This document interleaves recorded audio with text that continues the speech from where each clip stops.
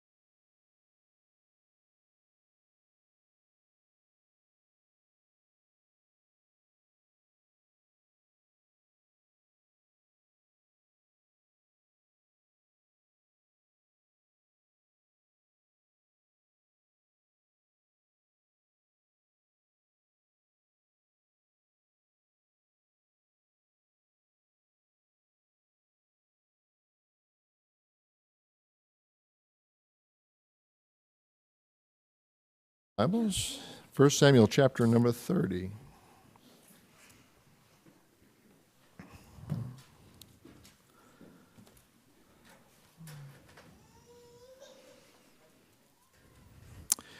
We'll be reading verses 1 through 8 of 1 Samuel chapter 30. I will read the odd verses. If you'll read with me on those even verses, let's all stand together.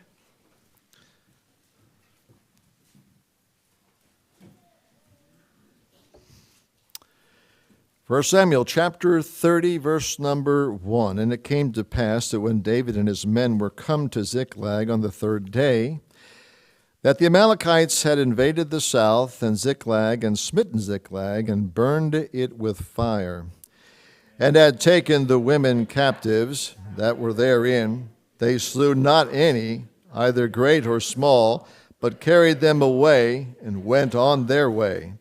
So David and his men came to the city, and behold, it was burned with fire, and their wives and their sons and their daughters were taken captives. Then David and the people that were with him lifted up their voice and wept until they had no more power to weep. And David's two wives were taken captives, Ahinoam and the Jezreelitess, and Abigail, the wife of Nabal the Carmelite. And David was greatly distressed, for the people spake of stoning him, because the soul of all the people was grieved, every man for his sons and for his daughters. But David encouraged himself in the Lord his God. And David said to Abiathar the priest, Ahimelech's son, I pray thee, bring me hither the ephod. And Abiathar brought hither the ephod to David. And David inquired at the Lord, saying, Shall I pursue after this troop? Shall I overtake them? And he answered him, Pursue, for thou shalt surely overtake them, and without fail recover all. Now, Lord, we thank you for this passage, and we pray that as Jeremy brings the word to our heart's attention, that we'll have our hearts prepared. And Lord, that you'll speak through him and speak to us. We pray, God, that you'd give us eyes to see, ears to hear, and hearts that long to understand the truth of your word. So we thank you and we praise you, Father, for what we're about to hear. And we ask you in Jesus' name, amen. You may be seated.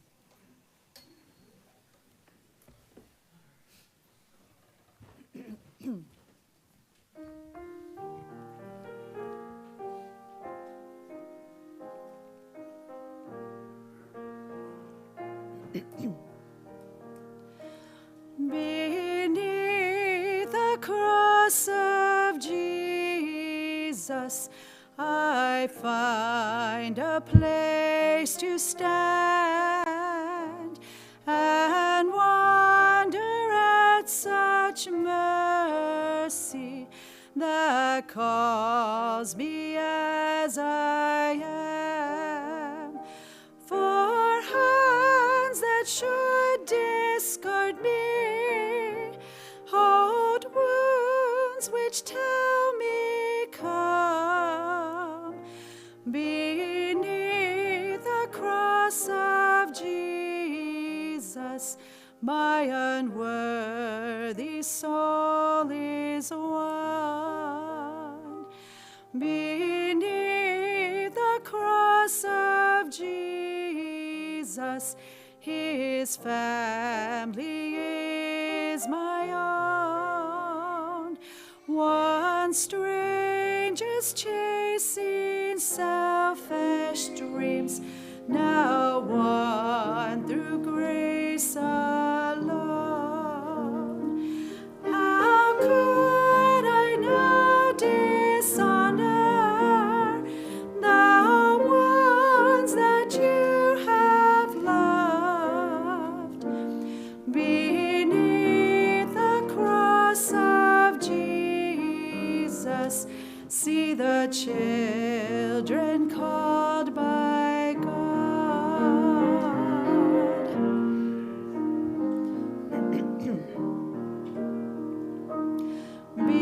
Beneath the cross of Jesus, the path before the crowd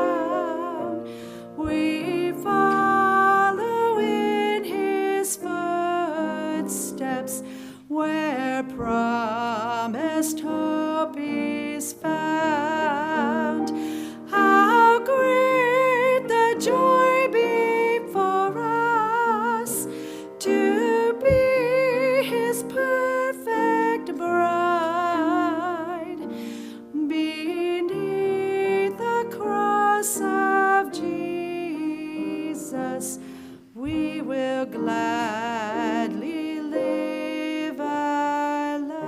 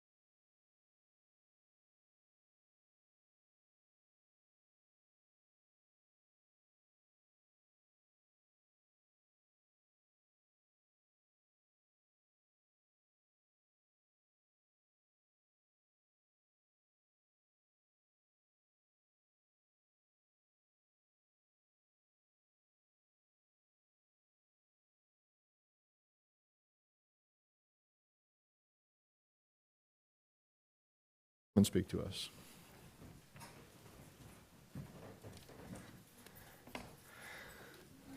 I'm definitely looking forward to the opportunity to challenge us from 1 Samuel, the life of David and Saul, kind of looking at both of them and just seeing what God has for us to learn with the concept of how to respond when hurt. How to respond when hurt. How many of you enjoy baking?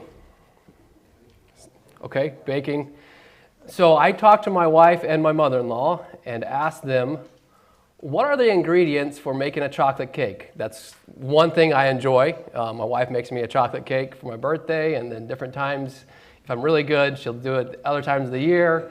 And it's definitely a wonderful thing to get. So I asked, and they said, well, butter, sugar, eggs, cocoa, flour, salt, vanilla, and baking soda. Now, I don't know about you. I'm not a big fan of spoonfuls of baking soda. I'm not necessarily big fans of spoonfuls of salt. Sugar, I could handle a couple, but I mean, there comes a point where it's like, okay, you know what? There's too much.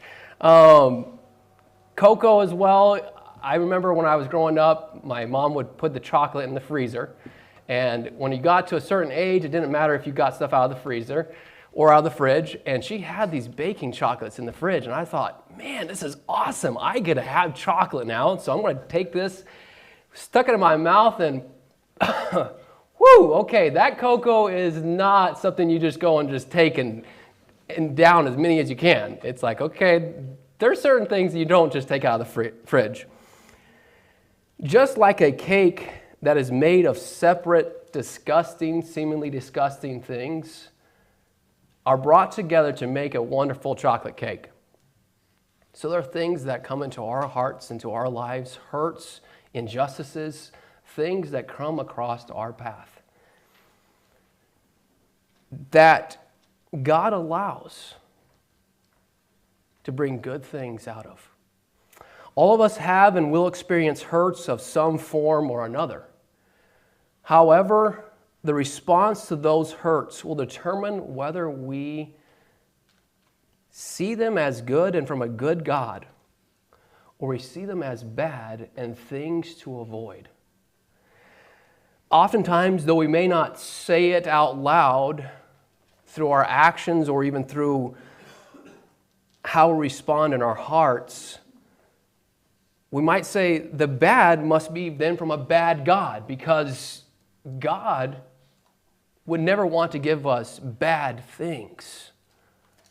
But it's realizing that God desires for us to recognize whatever comes across our path is good. It is something that He desires for our furtherment. He desires for us to be changed by even the things that we consider to be bad, but are good from a good hand of God.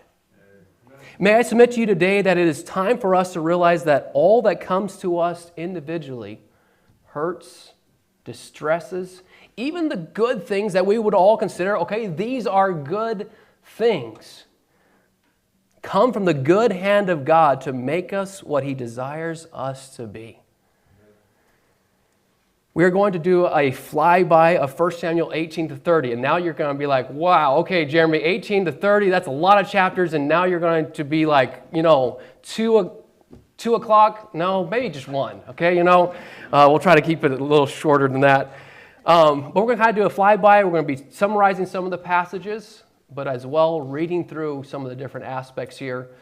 The key verse, though, is 1 Samuel chapter 30, verse 6. So if you turn there, 1 Samuel chapter 30, verse 6. We read 1 Samuel 30, 1 through 8, but verse 6 is kind of the key to what I want to bring out here.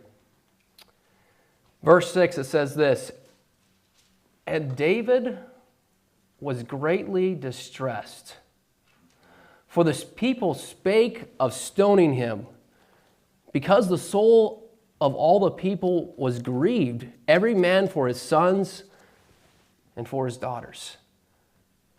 And here's the key. I can understand why David had that distress at the beginning. I mean, the verse describes what distress he was going through. They talked to killing him. Hey, you know what? You've led us here, and now you're the one that's going to die. A very discouraging, distressing situation. And yet, it's very telling of how David responded in the last part. But David encouraged himself in the Lord his God. We take, and as we look at the life of Saul and David, and let's look at the different hurts that David went through and how he responded, will we learn what it is to respond biblically to the hurts that come into our lives. All of us are going to get hurt. It's not a matter of if, but it's a matter of when. And maybe you're even going through hurts right now. And I pray that this would be a blessing to you. Let's begin with a word of prayer and just ask that God would speak to our hearts, and then we'll dive right in. Lord, I thank you so much for the opportunity to be here and to be able to challenge. But Lord, would each of us hear from you today? Would we know your hand of direction? Would we know what it is to respond biblically to the distresses, the hurts that come into our hearts, into our lives? And we walk with you in a deeper and a closer way. We ask this all in your name. Amen. As I look at this thing, I was trying to come up with an outline that would make it so simple and very easy. The way I did my outline was basically I put on one side, the one main point is others' desires for hurt against David on one side, and then on the other side I put his responses. So if you're trying to do outline, I wish I could have put them in an outline format, but it kind of was easier for me to put them side by side. That way, as we look through the passages, we're able to see here's the hurt, here's the response. Here's the hurt, here's the response. 1 Samuel chapter 18. This is the first time that there's a hurt with Saul. In 1 Samuel chapter 18, looking at verse 6 down to verse 11. It says here, "And it came to pass as they came when David was returned from the slaughter of the Philistine," this is Goliath, "that the women came out of all the cities of Israel, singing and dancing to meet King Saul, with tabrets, with joy, and with instruments of music. And the women answered one another as they played and said, Saul hath slain his thousands, and David his 10,000s. And Saul was very wroth, and the saying displeased him. And he said, They have ascribed unto David 10,000. And to me they have ascribed but thousands. And what can he have more but the kingdom? And Saul eyed David from that day forward. And it came to pass on the morrow that the evil spirit from God came upon Saul, and he prophesied in the midst of the house, and David played with his hand, as at other times. And there was a javelin in Saul's hand, and Saul cast the javelin, for he said, I will smite David even to the wall with it. And David avoided out of his presence twice. Hurts. I mean, this one's pretty obvious. The king, the one who you have served, the one who asked his men, okay, I just need one person that will go and kill this person, this giant. I just need one. That's all I need. Nobody volunteered, but a shepherd boy that came and said, is there not a cause? Is there not a purpose? Why is this guy defying the armies of Israel? Why is he defying our God? Cannot we go and defeat this person? I mean, David, just the chapter 4, and from what I can understand and see, not many days before this, he defeated Goliath. And now he's returned and he's doing what he's supposed to be doing. And Saul wants to use him for target practice. I don't know what David's thoughts were, but as he comes into this time, is this what it means to be in the king's house? Is this what it means to be related to the king? You know, what's going on here? I will be bringing out every single time, as best I can, this concept. God will not allow anything to come into our lives that hasn't passed through him. Everything must have his stamp of approval before it comes to you and to me. Everything. The good and the bad. The hurts and distresses as well as the good things. It must have the stamp of approval of God before it comes to you and to me. David's response, verse 13 and 14. It says here, I'll start in verse 12 and then we'll go to 14. And Saul was afraid of David because the Lord was with him and was departed from Saul. Therefore Saul removed him from him and made him his captain over 1,000. And he went out and came in before the people. And David behaved himself wisely in all his ways, and the Lord was with him. David didn't go and say, you know what, I'm going to take and throw this javelin back at you. I'm going to get my target practice in. No, he said, you know what? Yes, I could. I have been anointed king, and he knew that. I could try to gain my position now. Instead, David said, I'm going to serve where God has placed me. I'm going to take the opportunity that God has for me to continue to serve him. Javelins are still thrown today against you and against me. Maybe it's reputation. Maybe it's physical harm that somebody has intended against you. What do you do with those? Take and throw it back? That's the easy thing to do, and that's what our flesh loves to do. But if we take and throw the javelin back at the person who is hurting us or who desires to hurt us, we are no better than they. God desires for us to realize, again, any hurt that comes into our life has to pass through him. And we've got to recognize that. And when he puts his stamp of approval on it, it is good and of God. Going to verse 17 of chapter 18.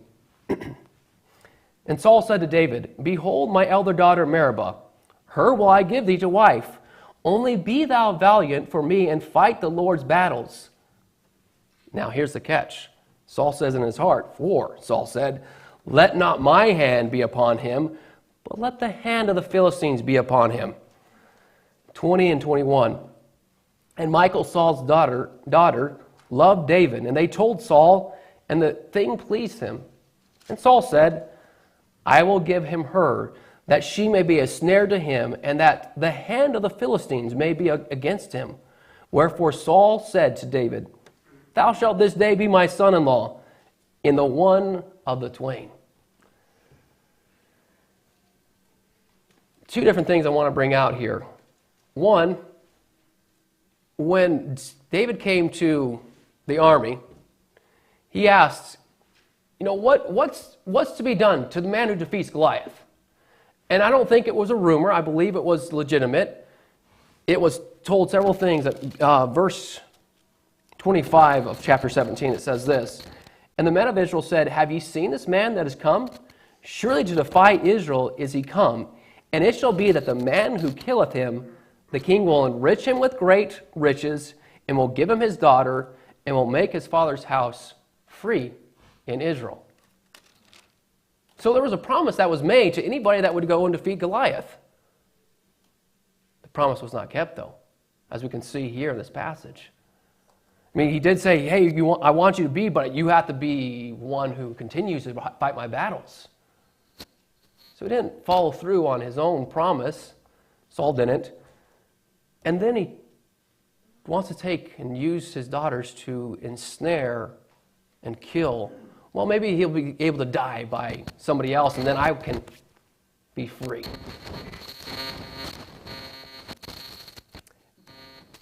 David walked in humility. Looking at verse 23 of chapter 18. And Saul's servants spake those words in the ears of David, the ears of, hey, go ahead and be the son-in-law. And David spake those words in the ears of David, and David said, seemeth it to you a light thing to be a king's son-in-law, seeing that I'm a poor man and lightly esteemed?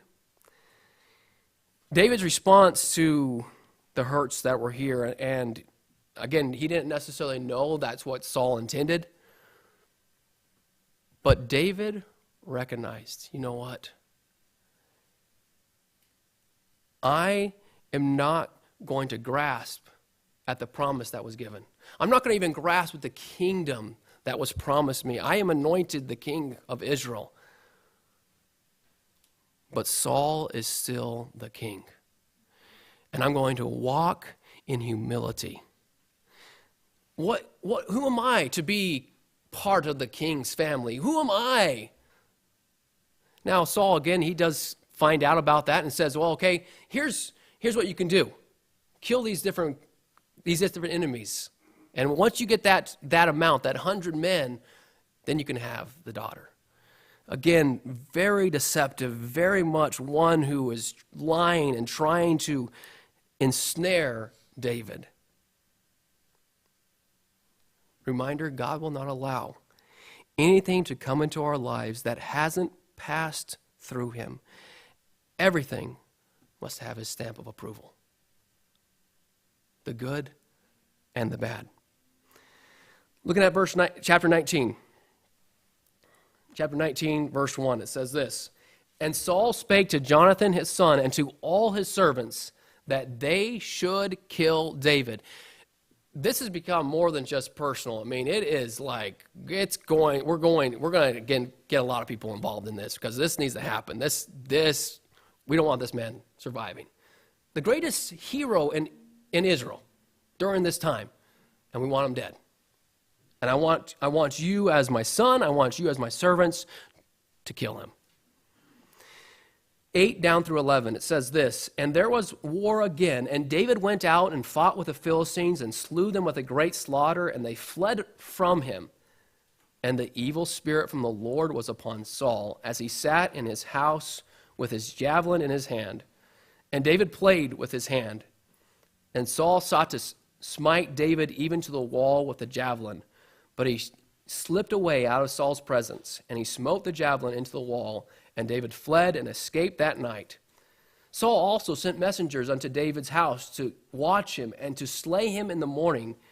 And Michal, David's wife, told him, saying, If thou save not thy life tonight, tomorrow thou shalt be slain." Saul is bound and determined to destroy David. Again, the hero, the one who destroyed Goliath, the one who helped the armies of Israel get off their, sitting down and get going and recognize we need to defeat these armies. Who are they? That man's defying God. And yet Saul is bound and determined to destroy him. He tells his sons, he tells his servants, destroy this man. This part that we didn't read there, Jonathan comes to his dad and says, Dad, why are we destroying this man? Why is that?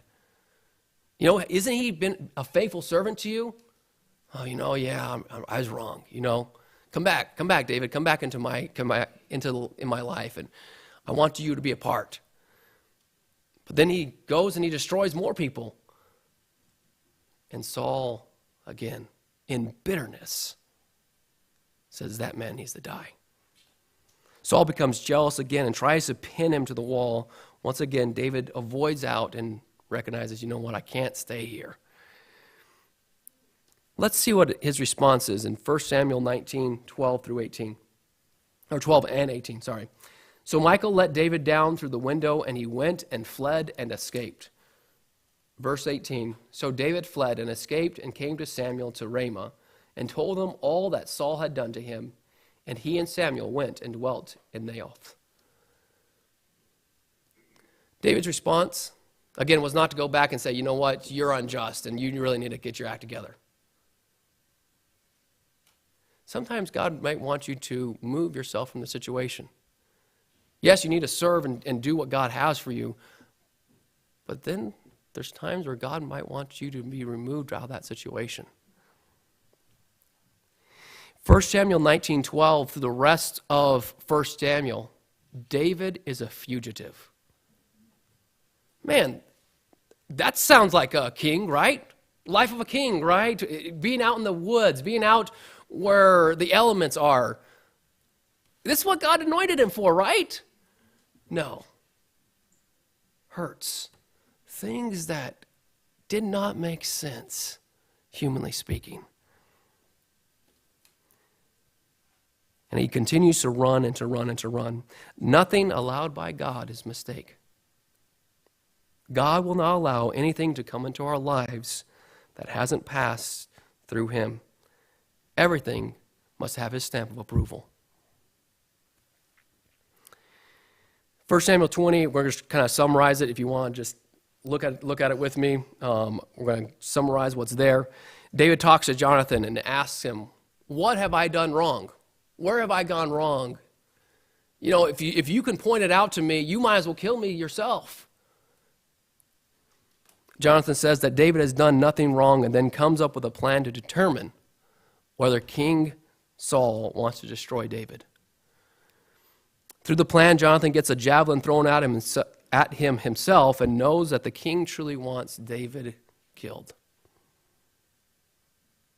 You know, it's a disturbing thing when your bitterness goes not just to destroying those who maybe are outside your family, but destroying your own family. Seeking to kill his own son.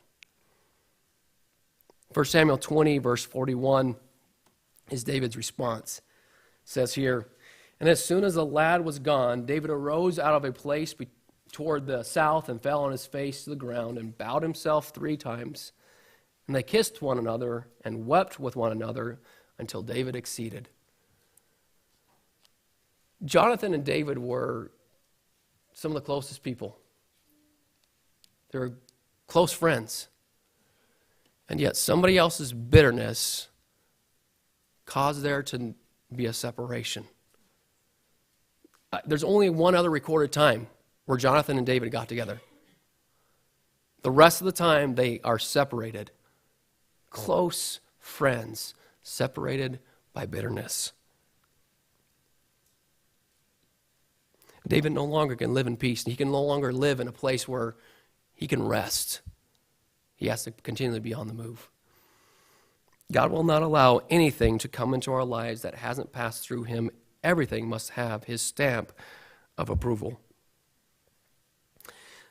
22 through 23. 21 is a focus on David as he came into the place a place of worship, and there he asked for bread for he and his men, and the priests say, yes, here's the bread. But there was somebody else that was worshiping there that day that goes back to Saul and tells Saul, this man gave David bread, gave him a sword. And David Saul in 22 says, okay, you know what? You say you're a servant of mine, but you could have told me. I want all of you and your offspring and all the priests that are with you, I want them dead.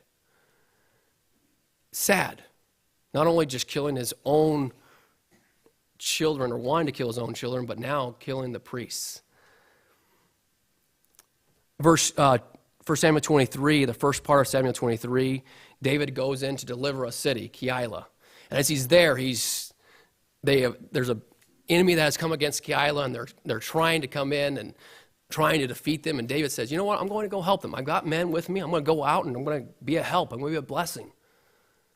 And in being a blessing, the men of Keilah return, saying, you know what, we're going to give you up to Saul. They don't necessarily say that out loud, but through God, David finds out that the men of Keilah would give him and his men up to Saul, to be destroyed.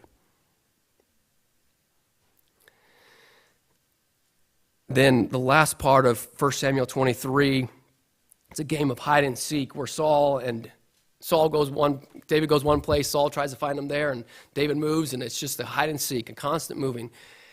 And you think about it, and we'll talk a little bit more about it later on, but what kind of expense Saul went through for one man, to destroy one man. Crazy expense, I'm sure. Men had to be be provided for, the food that had to go for those men. What bitterness can do to you. Verse 21, I think is kind of telling. In verse 21 of chapter 23, it says this, "And Saul said, Blessed be ye of the Lord, for ye have compassion on me." Context, some people said, hey, I know where David's at. We know his haunts. We know where he's at. We'll show you. And now Saul says, hey, blessed be ye of the Lord. Man, you are my friends, because you can show me where David's at. You can show me where I can destroy the enemy that has so plagued me. What is David's response?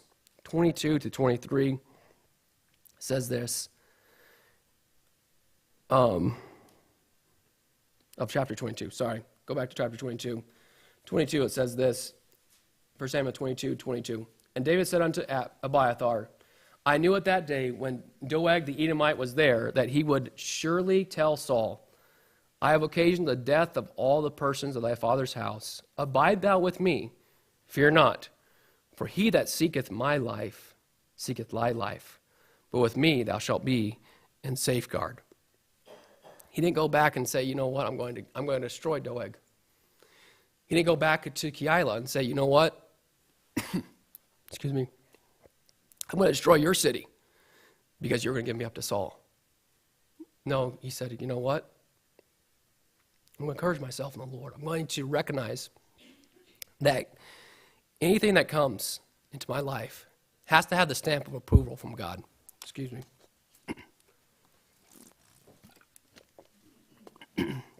1 Samuel 24.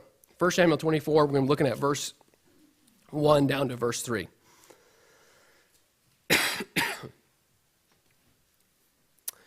Verse 1 down to verse 3. "And it came to pass, when Saul was returned from following the Philistines, that it was told him, saying, Behold, David is in the wilderness of En-gedi.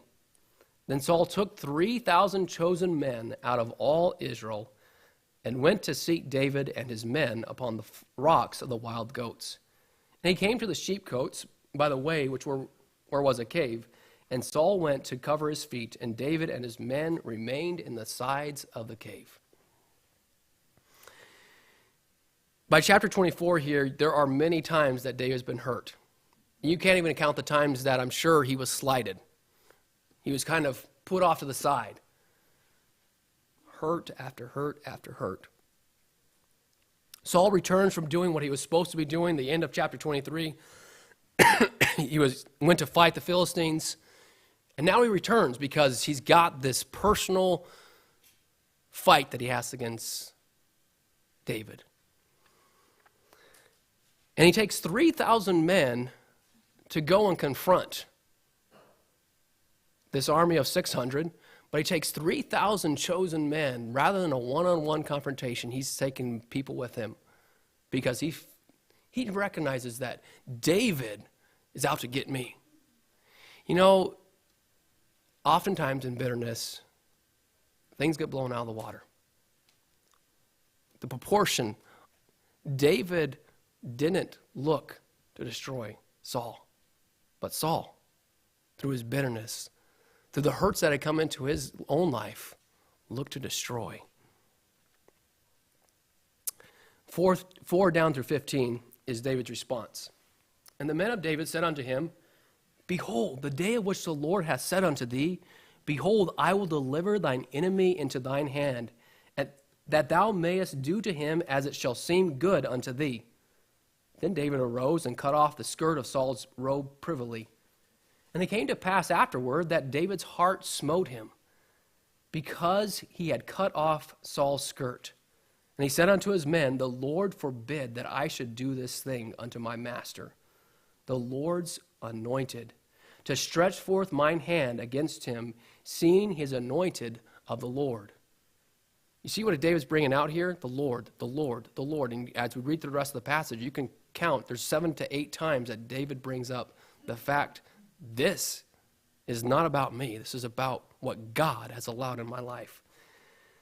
Verse 7, so David stayed his servants with these words and suffered them not to rise against Saul. But Saul rose up out of the cave and went on his way. David also arose afterward and went out of the cave and cried after Saul, saying, my lord the king. And when Saul looked behind him, David stooped with his face to the earth and bowed himself. Humility. Humble. Recognizing that there is something that God had for him. And David said to Saul, wherefore hearest thou men's words, saying, behold, David seeketh thy hurt. Behold, this day thine eyes have seen how the Lord had delivered thee today into mine hand in the cave. And some bade me kill thee, but mine eye spared thee. And I said, I will not put forth my hand against my Lord, for he is the Lord's anointed. Moreover, my father, see the skirt of thy robe in my hand, for in that I cut off the skirt of thy robe, and killed thee not. Know thou and see that there is neither evil nor transgression in mine hand, and I have not sinned against thee. Yet thou huntest my soul to take it. The Lord judge between me and thee, and the Lord avenge me of thee, but my hand shall not be upon thee. As saith the proverb of the ancients, wickedness proceedeth from the wicked, but mine hand shall not be upon thee. After whom is the king of Israel come out? After whom dost thou pursue? After a dead dog? After a flea? The Lord therefore be judge and judge between me and thee, and see and plead my cause, and deliver me out of thine hand.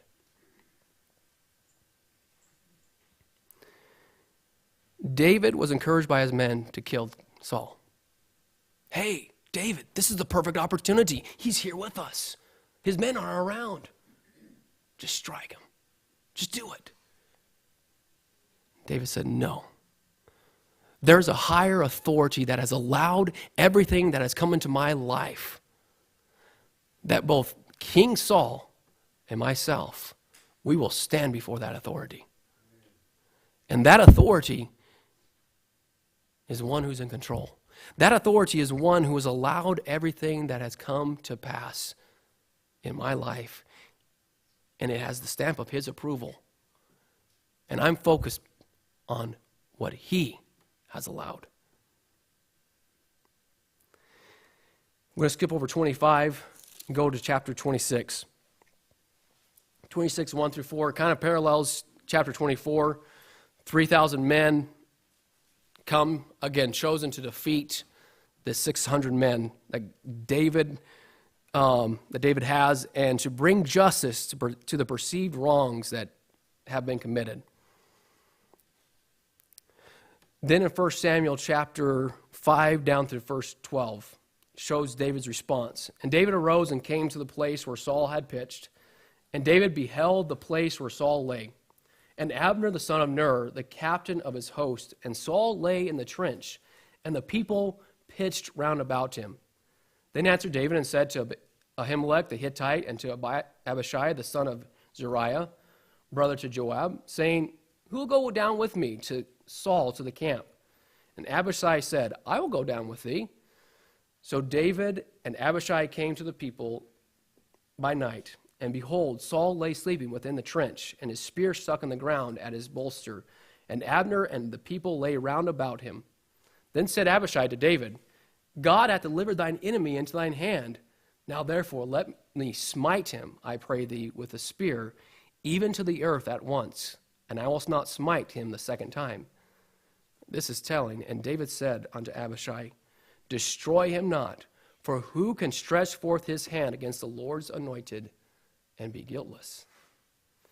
David said furthermore, as the Lord liveth, the Lord shall smite him, or his day shall come to die, or he shall descend into battle and perish.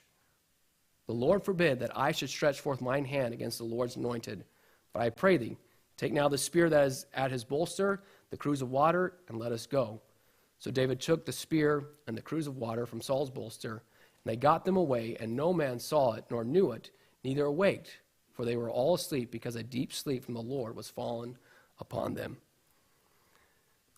Again, an opportunity to take care of the problem, an opportunity to destroy. Did David take it? No, because in taking it, he would have been guilty. In taking it, he would have been committing murder of the Lord's anointed. 17 down to 24, again, I think it's very telling what David tells Saul. The last part of verse 17, and we'll go down to verse 24.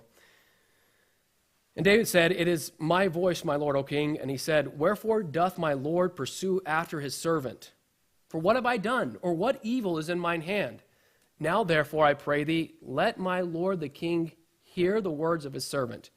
If the Lord have stirred thee up against me, let the Lord accept an offering.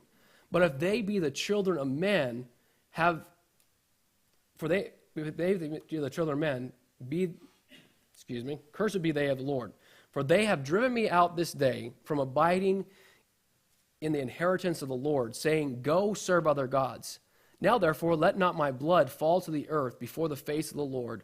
For the king of Israel is come out to seek a flea, as when one doth hunt a partridge in the mountains. Then said Saul, I have sinned. Return, my son David, for I will no more do thee harm, because my soul was precious in thine eyes this day. Behold, I have played the fool, and have erred exceedingly. And David answered and said, Behold the king's spear, and let one of the young men come over and fetch it.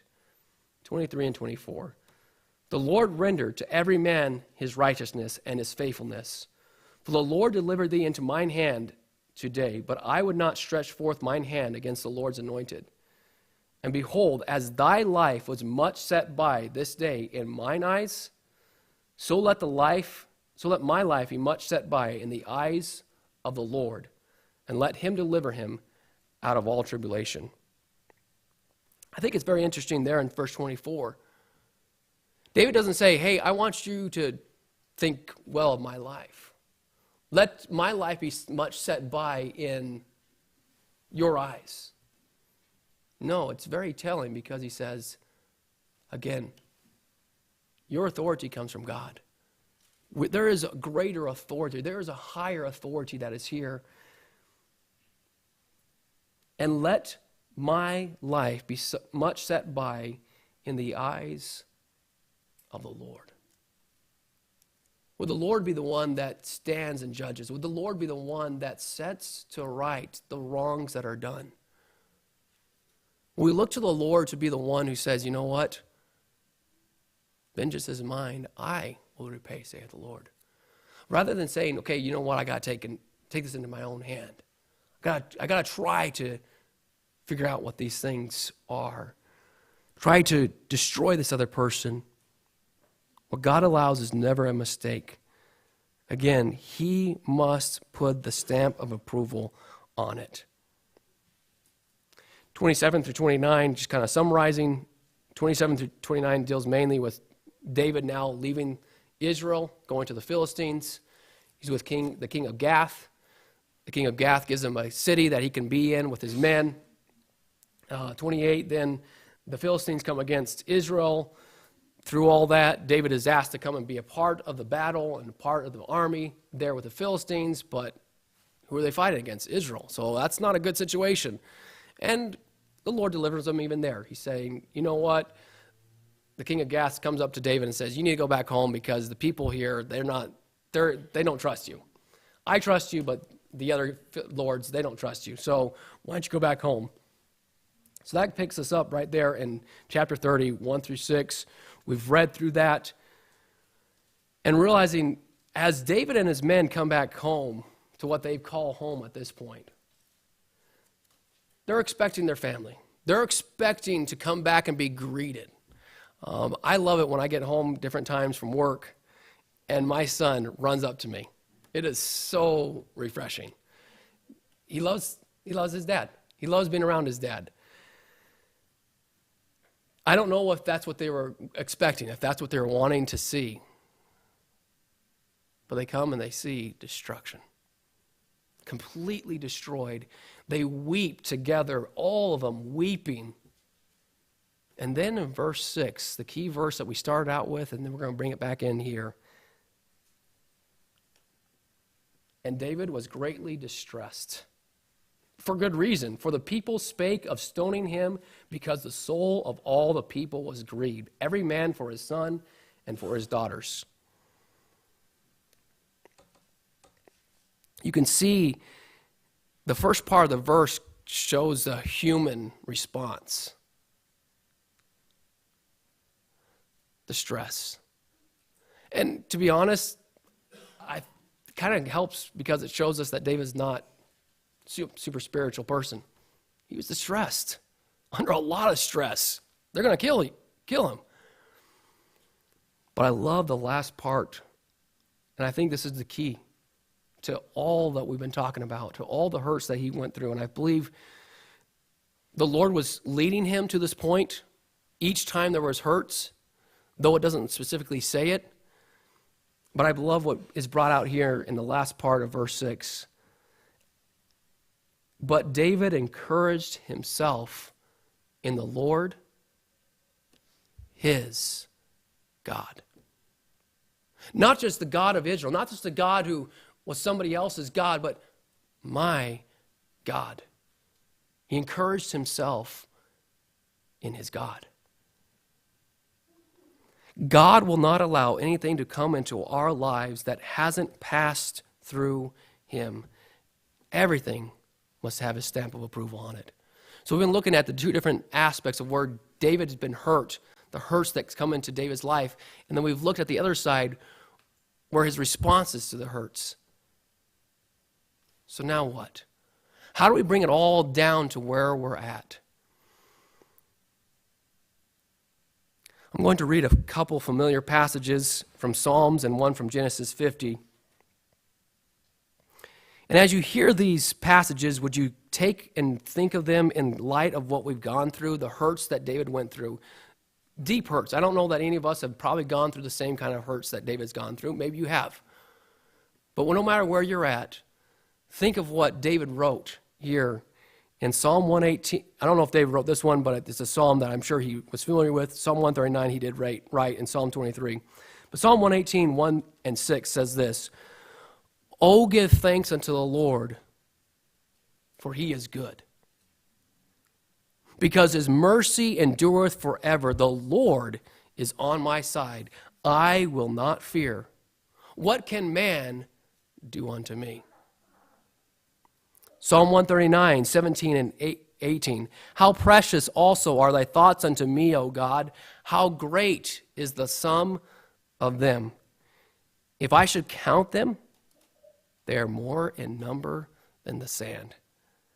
When I awake, I am still with thee." Pastor brought out on Wednesday night where even a cup, it would take you a very long time to count the grains of sand in a cup. And that isn't even what David's saying here. The sand, the multitude of sand that is out there, you begin to try to count each grain, you won't come to the end of the goodness and the precious thoughts that God has toward me, has toward each and every one of us individually. Psalm 23, "The Lord is my shepherd." You know, this had impacted me. When you think about the hurts that he went to, the Lord shepherded him through those hurts. The Lord allowed him to go through those hurts. "I shall not want. He maketh me to lie down in green pastures. He leadeth me beside the still waters. He restoreth my soul. He leadeth me in the paths of righteousness for his name's sake. Yea, though I walk through the valley of the shadow of death," I'm sure he experienced that time and time again, "I will fear no evil, for thou art with me. Thy rod and thy staff, they comfort me. Thou preparest a table before me in the presence of mine enemies. Thou anointest my head with oil. My cup runneth over." Not because of all the things I have, not because of everything that is going good in my life, but because I have you as my shepherd. "Surely goodness and mercy shall follow me all the days of my life, and I will dwell in the house of the Lord forever." Genesis 50, verse 19, another great hero of one who responded right to hurt. And Joseph said unto them, to his brethren, fear not, for am I in the place of God? Could I not forgive you? No, I can't. I have to forgive you. But as for you, you thought it evil against me. But God meant it to good. What a man that walked with God. To bring to pass that it is this day to save much people alive. Now therefore fear ye not, I will nourish you and your little ones. And he comforted them and spake kindly unto them. Can I go back to the cake mix? Baking soda, not that great by itself. Baking cocoa is not, I don't take spoonfuls and eat it. That's not typically what happens. Salt, I'll put some salt on. It's good for flavor, but an overabundance is not a good thing. The different ingredients in that cake. Some are more pleasant than others, but they all have to be put together to make the cake what it is. So what are the lessons for us today? When you focus on your hurts, the injustices and distresses that God allows in your life, God then becomes small and the problems become big. But when you look at God and see the hurts as good, then He becomes big. And the hurts and distresses become small. If I focus on the injustices and hurts of life, then they will dictate my responses. No matter what others intend or what hurts I may experience, God is still good. God allows me to go through what seems bad for my good and His ultimate glory.